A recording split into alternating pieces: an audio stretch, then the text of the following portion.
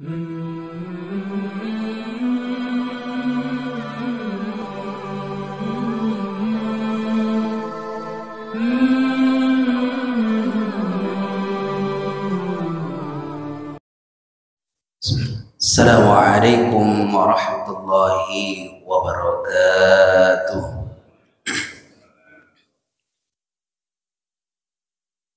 Alhamdulillah, alhamdulillahilladzi arsala rasulahu bil huda wa dinil haqq liyudhhirahu 'ala ad-din kullihi wa kafaa billahi shahida.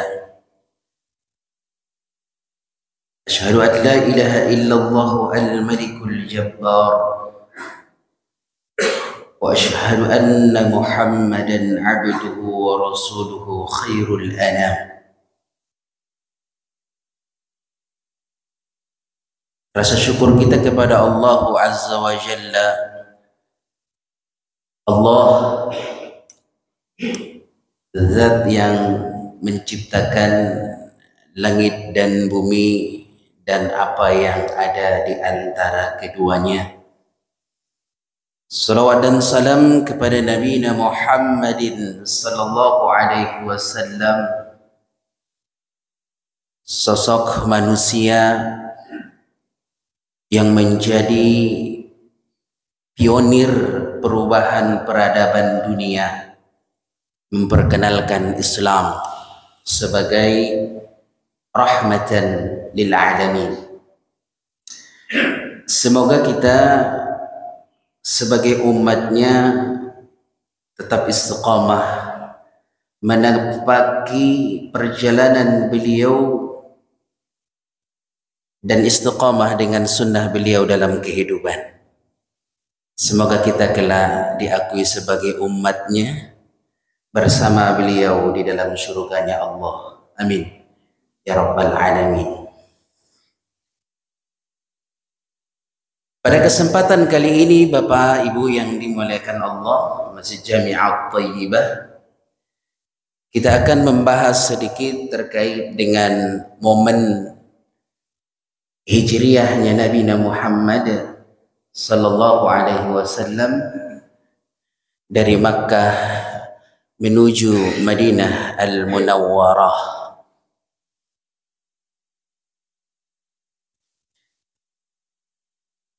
Pada hari ini berketepatan tanggal 10 Muharram. Betul? Pada puasa kagak nih? Insya Allah. Ya. 10 Muharram itu adalah momen bersejarah ketika Rasulullah sallallahu alaihi wasallam sampai ke Madinah. Beliau memperdapati orang Yahudi pada lemas. Rasulullah lantas bertanya, "Kenapa kalian kok pada lemas?" "Kami berpuasa Muhammad." "Emang ini hari apa?" "Yaum Ashura, 10 Muharram." "Emang ada apa di situ?" Mereka jelaskan bahwa pada hari ini Nabi Musa dikejar-kejar Firaun dan Allah selamatkan Nabi Musa. Dan Nabi Musa berpuasa atas dasar syukur kepada Allah. "Hari ini kami berpuasa. Ini pun tanda syukur kami kepada Allah," kata orang Yahudi. Rasulullah sallallahu alaihi wasallam membuat satu statement, "Kami lebih berhak kepada Musa. Kami lebih dekat kepada Nabi Musa," kata Rasulullah. Maka pada saat itu Rasulullah memerintahkan sahabat dan beliau juga ikut berpuasa pada hari Asyura. Bapak Ibu yang dimuliakan Allah,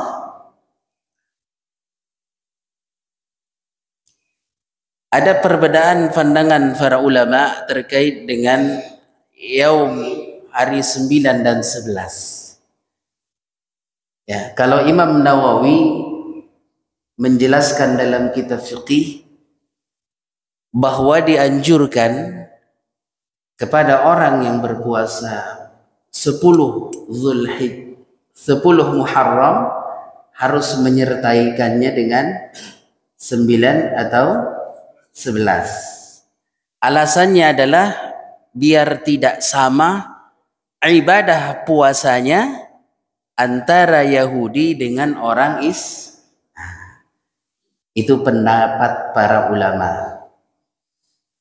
Nah, jadi kalau ibu mau puasa hari ini, berarti besok juga dianjurkan berpuasa. Kalau kemarin berpuasa, hari ini puasa, itu udah bagus. Ya, baik, itu sedikit momentum hari ini, insya Allah hari bersejarah dalam Islam. Yang perlu saya coba ajak bapak-bapak semua merenungkan bagaimana perjuangan Rasulullah Sallallahu Alaihi Wasallam dalam mengemban dakwah Islam dan tauhid. Berawal dari lahirnya beliau di kota Makkah Al-Mukarramah. Jadi Rasulullah itu sudah kita tahu bahwasanya beliau asli Makkah.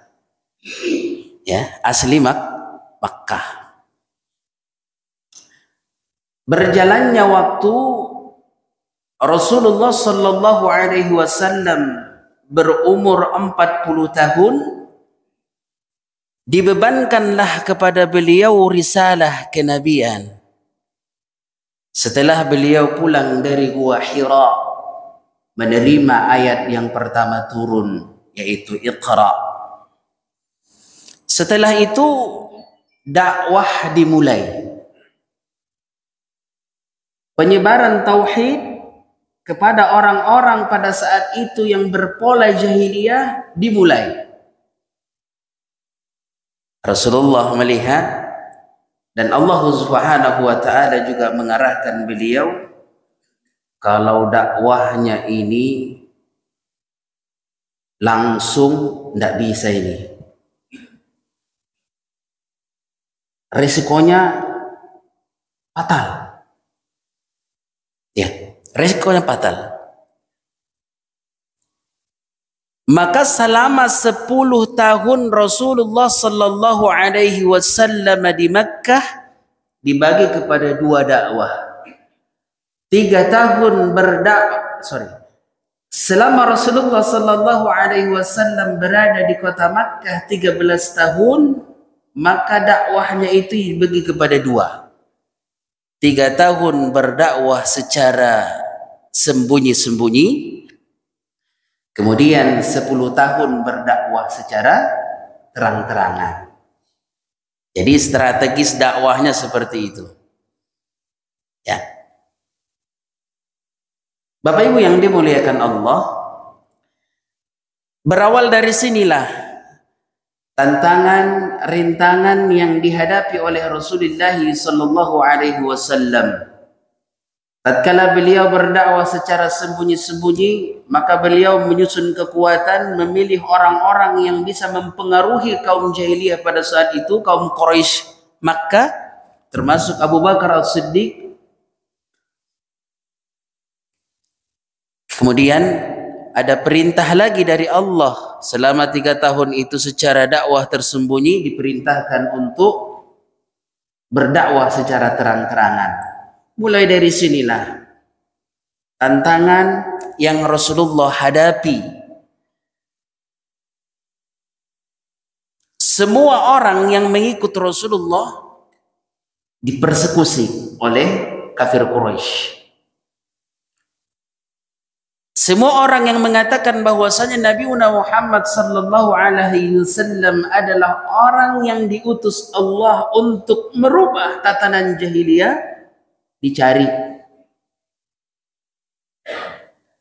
Akan banyak yang dibunuh, seperti keluarga Asar. Ya. Termasuk salah satunya Bilal Bilal bin Rabah disiksa dan banyak lain.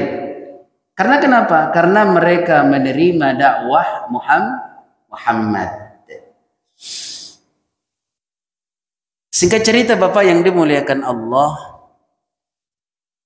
di ujung pelarian Rasulullah sallallahu alaihi wasallam dari Makkah ke Madinah, beliau mendapatkan kabar bahwa beliau akan dibunuh.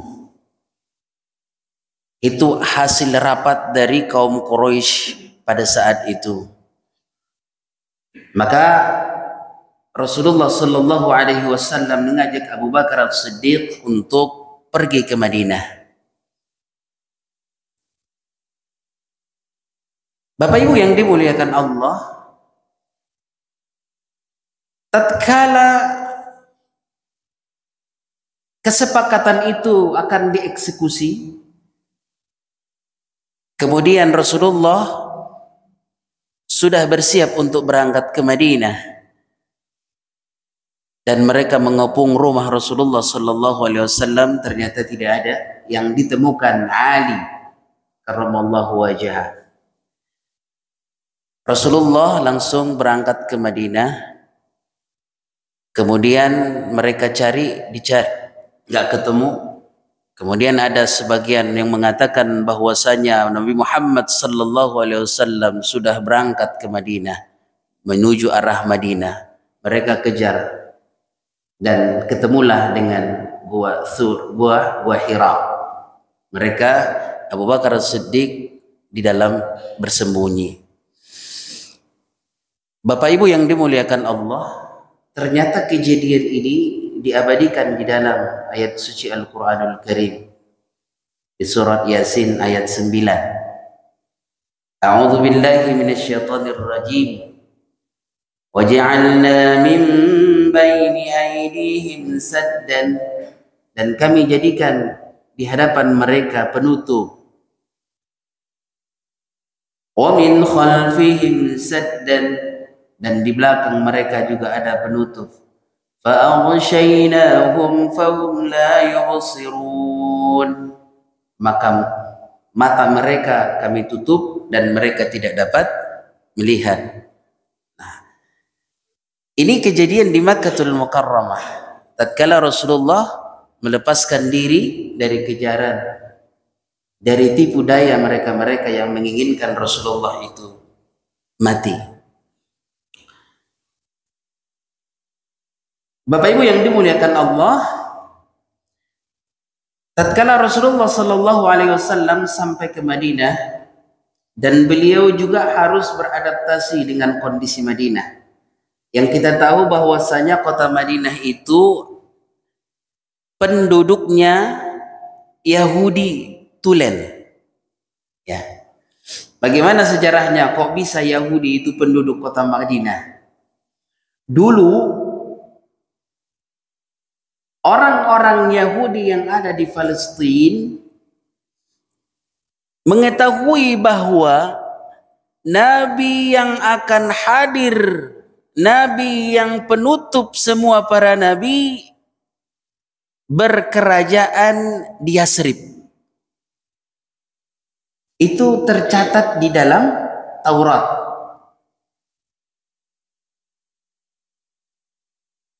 Ya. Dan tidak disebutkan ini nabi ini keturunan Israel, Bani Israel atau keturunan siapa gitu, nggak ada disebutkan di sana. Pokoknya di dalam Taurat dan Injil bahwasanya nabi terakhir itu yang menggenapi semua ajaran para nabi turunnya di Yasrib. Dulu Madinah itu bukan Madinah tapi disebut dengan Yasrib. Maka orang Palestina, Yahudi Palestina berbondong-bondong hijrah, ya, menuju tanah Yasrib tadi yang dijanjikan oleh Allah turunnya Nabi dan membuat kerajaan besar di sana.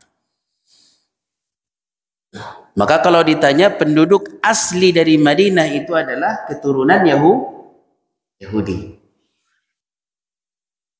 Nah, Kemudian Bapak yang dimuliakan Allah, kabilah atau suku yang paling besar pada saat itu adalah suku Aus dan Khazraj. Dan suku Aus dan Khazraj ini tidak akur, sepanjang waktu terus berantem.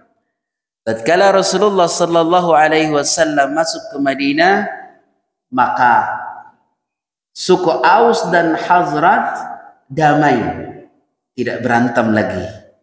Dengan kepiawaian Rasulullah sallallahu alaihi wasallam berdakwah di kalangan orang-orang Yahudi. Apa semulus itu dakwah Rasul? Tidak, Bapak. Di Madinah juga memiliki tantangan dan rintangan yang begitu kompleks. Karena tidak semua orang Yahudi itu meyakini bahwa inilah orangnya yang ditunggu-tunggu. Kami pindah dari Palestina menuju Yasrib hanya menanti seseorang. Apakah ini orangnya? Mereka nggak terima sebahagian Bapak yang dimuliakan Allah. Mereka tahu bahwasanya Nabi yang akan diutus itu adalah keturunan Bani Israel. Tapi kok yang datang keturunan Quraisy? Mereka nggak diterima. Pak, kita tahu bahwasanya turun-temurun Nabi itu berbangsa Israel. Betul? Ibrahim. Ya, Israel keturunannya. Yakub keturunan Bani Israel. Yahudi maksudnya. Dan saat itu Rasulullah sallallahu alaihi wasallam memproklamirkan bahwasanya akulah nabi yang terakhir itu, maka mereka tidak mau terima. Karena seharusnya yang datang itu menurut keyakinan mereka melalui turun-temurun kenabian itu semuanya dari Bani Israel. Mereka menolak Nabi Muhammad sallallahu alaihi wasallam karena tidak sesuai dengan ekspektasi mereka. Yang mereka nanti-nanti itu adalah nabi terakhir itu adalah turunan dari Bani Israel, yaitu Yahuda. Bapak Ibu yang dimuliakan Allah, jadi kita tahu bahwasanya di Madinah itu juga Rasulullah sallallahu alaihi wasallam penuh perjuangan. Banyak perang yang dilakukan Rasulullah sallallahu alaihi wasallam dari Madinah. Setelah Rasulullah sallallahu alaihi wasallam menstabilkan kondisi orang-orang Yahudi yang ada di Madinah, mereka membuat satu sistem namanya negara Islam. Dan kekuatannya sudah tidak diragukan lagi. Ya. Kekuatan Islam pada saat itu tidak diragukan lagi. Dan inilah notabene-nya yang akan menaklukkan kota Makkah. Setelah Rasulullah sallallahu alaihi wasallam 10 tahun berada di Madinah. Ibu bapak yang dimuliakan Allah, dari kejadian ini kita akan coba membuat satu kesimpulan atau beberapa kesimpulan yang sudah saya catat di sini. Yang pertama adalah kita sebagai orang yang diwarisi akan Islam dan kita mengaku umat Nabi Muhammad dan kita mengaku bahwasanya kita adalah orang Islam, maka siogianya kita harus mengadakan yang pertama nasru dinillah, menolong agama Allah. Sebagaimana Rasulullah sallallahu alaihi wasallam dulu memperjuangkan agama Allah ini sampai ke kita saat sekarang ini. Kita kenal Allah, kita kenal Rasulullah, kita kenal para nabi-nabi Allah melalui baginda Nabi Muhammad sallallahu alaihi wasallam. Jangan malu mengatakan kebenaran. Kalau memang itu benar, suarakan sekencang-kencangnya kebenaran. Jangan khawatir, Pak. Insya Allah kalau kita berjuang di jalan Allah, atau Allah berikan satu janji yang pasti, yaitu di surat Al-Ankabut. Ya, Al-Ankabut ayat 69. Allah Subhanahu wa taala berfirman, "Walladzina jahadu fina lanahdiyanna lahum subulana." Orang-orang yang berjihad di dalam agama Allah, mengatakan yang benar itu benar, mengatakan yang salah itu salah, mendakwahkan Islam, menyuarakan kebenaran, selalu dalam jihad di jalan Allah. Pastilah Allah, lanahdiyannahum subulan. Kami akan berikan kepada mereka arahan tetap berada di dalam kebaikan itu, di dalam agama Allah Azza wa Jalla. Dan itu adalah janji Allah. Jadi kita nggak usah khawatir, ya, nggak usah khawatir. Bukankah Rasulullah Sallallahu Alaihi Wasallam datang untuk merubah sesuatu tatanan yang tidak benar menjadi benar? Bukankah kehadiran Rasulullah Sallallahu Alaihi Wasallam mengangkat mereka-mereka yang terpuruk dalam kemusyrikan, kemudian membawa mereka dalam keimanan? Dan ini juga yang harus kita lakukan sebagai pengikut Rasulullah Sallallahu Alaihi Wasallam. Jangan banyak diam, katakan yang benar, walaupun itu pahit. Qulil haqqa walau kana murran. Bapak Ibu yang dimuliakan Allah, wa innallaha lama'al muhsinin. Surat Al-Ankabut ayat 69. Pasti Allah itu beserta orang-orang yang selalu berbuat kebaikan. Maka ini motivasi kita.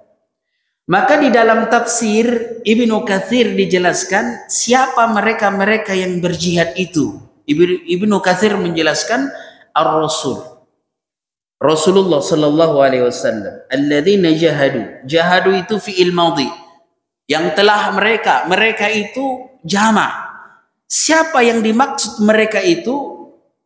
Yang pertama adalah Rasul, yang kedua ashabuh, para sahabat Rasulullah Sallallahu Alaihi Wasallam, yang terakhir adalah itba'uhu, orang yang mengikuti jejak-jejak Rasulullah. Dan ini yang dimaksud dalam ayat ini. Mereka-mereka yang berjihad, yang bersungguh-sungguh di jalan Allah, menyuarakan agama Allah, pasti kami tunjuki jalan-jalan untuk selalu berada di dalam jalan yang benar itu.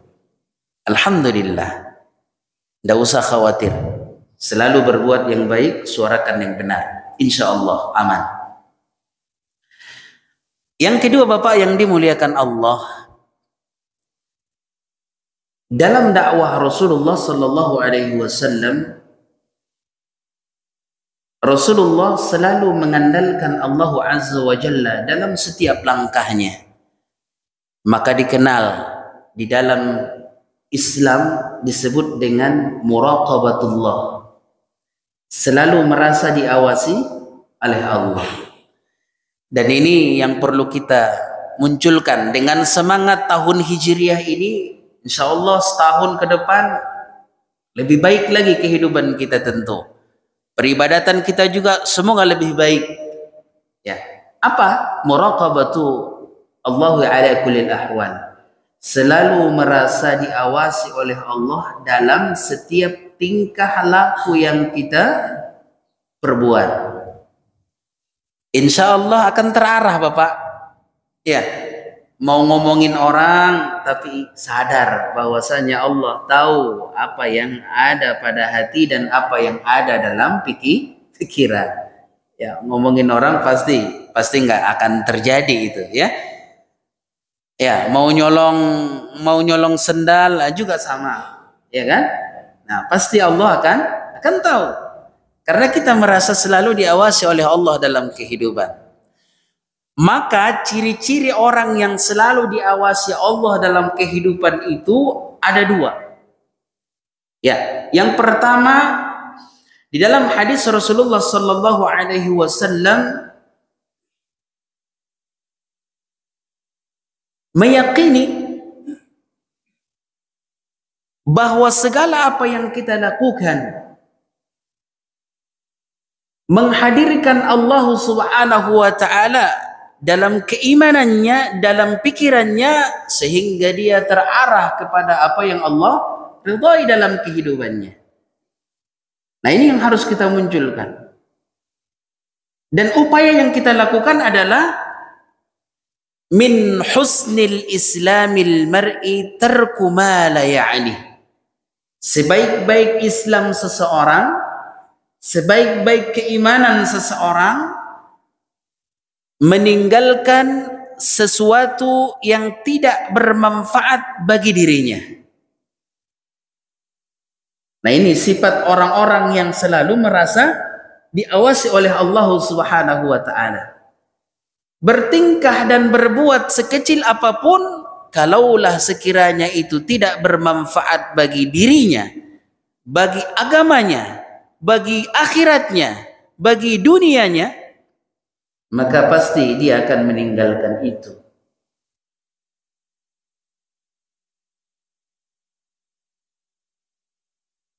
Saat ini kan banyak hal-hal yang melalaikan kehidupan kita, Bapak yang dimuliakan Allah.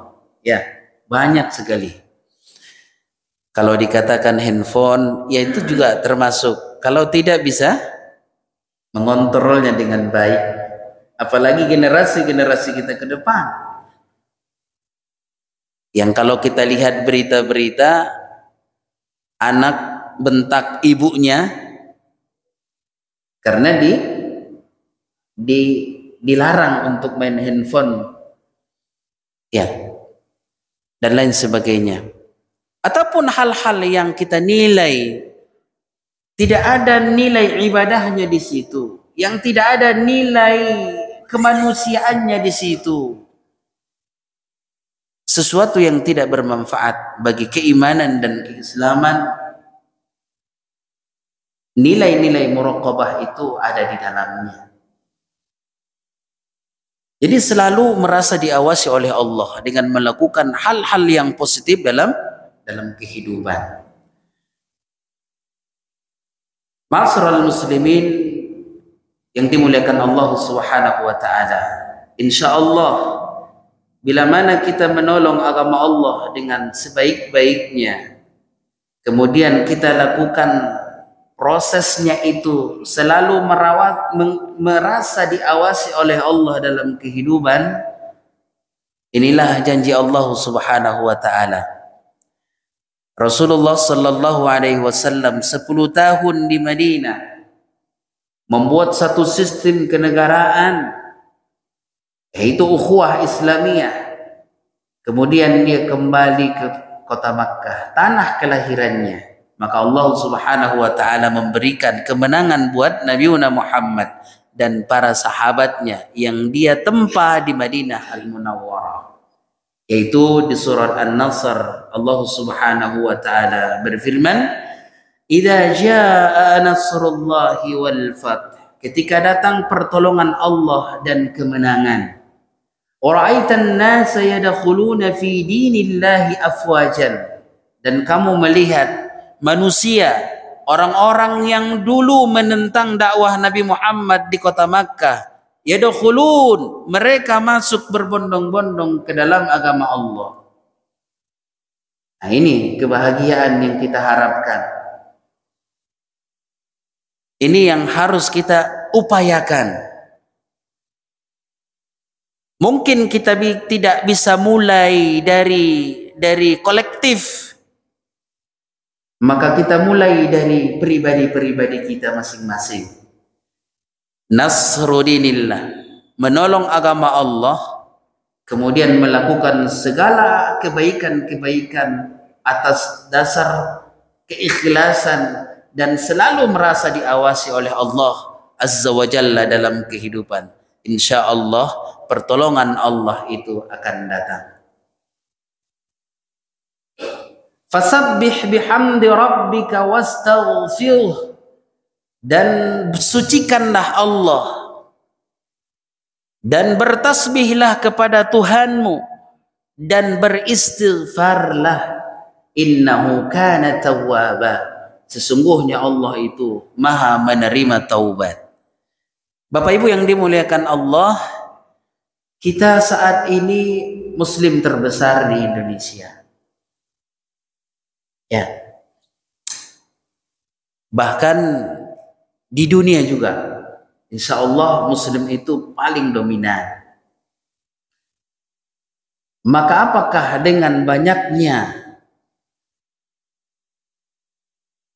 muslim di dunia ini merubah tatanan kehidupan, tatanan perekonomian, tatanan politik, tatanan kehidupan masyarakat dunia? Nah, ini yang kita lihat saat ini belum berimbang, Bapak yang dimuliakan Allah. Saudara-saudara kita ada di Palestina, yang kita tahu bahwa negara-negara yang mayoritas muslim, kita lihat bagaimana reaksi mereka. Nah, ini salahnya di mana? Ya, salahnya di mana? Kalau kita lihat dari perjuangan Rasulullah Sallallahu Alaihi Wasallam, nah ini karena kurang tulus dalam berjihad. Kurang tulus dalam berjihad. Tidak berani mengatakan kebenaran. Kalau dikatakan kebenaran, banyak pertimbangannya. Yang inilah di stop dan inilah yang di stop, nanti stabilitas ekonomi dan lain sebagainya. Banyak. Maka dengan demikian kaum muslimin yang dimuliakan Allah, saya khawatir dengan apa yang Allah Subhanahu wa taala firmankan di dalam surat Al-Hasyr, dan itu terjadi pada diri-diri kita. Tahsabuhum jami'an. Kalian menganggap bahwa orang Yahudi itu bersatu. Wa qulubuhum syatta. Padahal hati mereka bercerai-berai. Nah, ini juga khawatir kita nih, Bapak yang dimuliakan Allah. Mereka menganggap kita bersatu, tapi hati kita masing-masing. Kalau ini kita bisa mulai dari diri masing-masing, insya Allah. Menganggap persaudaraan kita, menganggap dakwah ini adalah kewajiban kita semua, insya Allah ini akan terwujud. Kalau kita mau mulai dari kolektivitas, berarti kita mulai dari komunitas-komunitas yang ada, seperti jamaah masjid Jami'at Thayyibah. Kita bersatu dalam jamaah sholat. Kira-kira setelah pulang ke rumah ini masing-masing apa tidak nih, gitu ya? Nah, ya. Ada kita lihat komunitas-komunitas yang lain, persatuan-persatuan yang lain, yang di dalamnya mungkin tidak diwarnai keislaman. Dan ini juga merupakan satu kekuatan. Bila mana semua komunitas-komunitas yang ada, kita arahkan kepada penguatan perjuangan kita untuk menyuarakan kebenaran. Dan ini Bapak yang dimuliakan Allah, kekhawatiran kita seolah-olah bersatu, tapi di dalam hati kita berbeda-beda. Barangkali dari segi semangat tahun Hijriah ini, yaitu 1447, semoga ke depan kita menjadi manusia-manusia yang selalu berada di dalam pelopor kebaikan-kebaikan, berani menyuarakan kebenaran walaupun dianggap itu pahit, berani menyuarakan sesuatu yang sudah Allah gariskan dan Rasulullah perintahkan, dan semoga ini menjadi sifat dan karakter kita, dan semoga tahun Hijriah ini memberikan dampak yang positif bagi kita dalam berbuat yang terbaik untuk agama Allah. Ketika kita melakukan yang terbaik untuk agama Allah, insya Allah nasrullah, pertolongan itu pasti akan datang. Barangkali demikian yang bisa saya sampaikan. Semoga bermanfaat, dan semoga dengan apa yang saya sampaikan ini membuat satu bahan renungan buat kita semua, dan semoga kita melakukan yang terbaik dalam kehidupan dan agama Allah Azza wa Jalla. Billahi taufiq wal hidayah wa ridha wal inayah. Thumma assalamu alaikum warahmatullahi wabarakatuh.